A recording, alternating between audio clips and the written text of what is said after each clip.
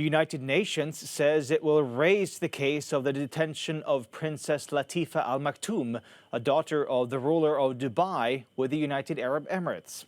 Pressure has been building on the UAE since videos of the princess, in which she claims she's being kept prisoner and is worried for her life, emerged.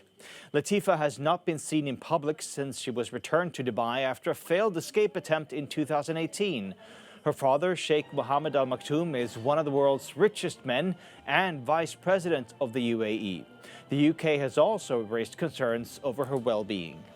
I've seen some of the footage, and I think it's deeply troubling. And you can see a young woman under deep distress.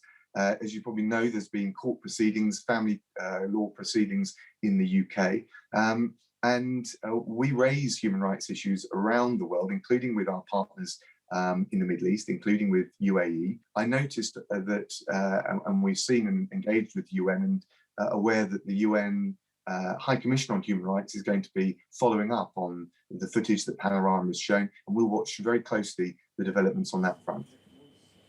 So let's head over live to London now and bring in our correspondent, Tig Enright. So Tig, a lot of international concern about the well-being of Princess Latifa's, sort of about her whereabouts, her well-being, of how she's faring under all this. What pressure can the UK government or the UN actually apply when it comes to dealing with Dubai's ruler? Hi, Per. I think the most likely tools to be used will be those behind-the-scenes conversations and, of course, the pressure of the international spotlight, which is now shining on the UAE. This UN investigation could have some pretty embarrassing results, not just for the UAE, it has to be said, but other governments are implicated in all this as well, not least the Indian government, which took part in the efforts to recapture Princess Latifa after her first escape attempt back in 2018. Now, the UK has been drawn into this because of the friendship between Sheikh Mohammed Al Maktoum and the Queen of England, also the extensive business interests that he has here,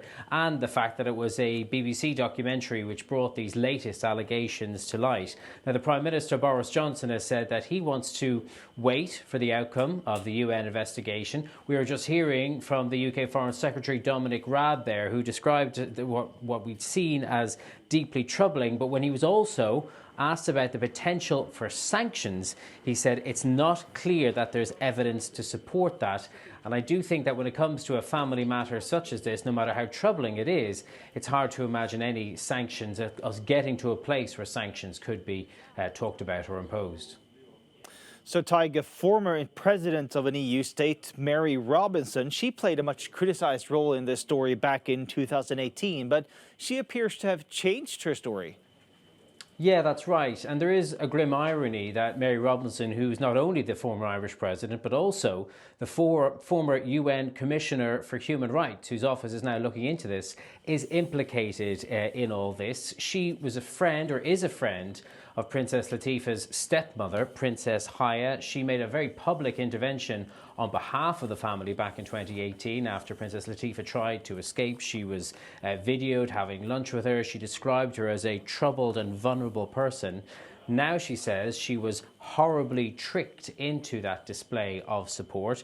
She says that her friend Princess Haigh was tricked too. Incidentally, she has left Dubai and is now living in London with her two children. But, you know, Sheikh Al Maktoum has many friends, of course, on the world stage because of his position, because of his wealth. And what will be interesting now is to see whether those friends stand by him or manage to have a word in his ear and change his ways.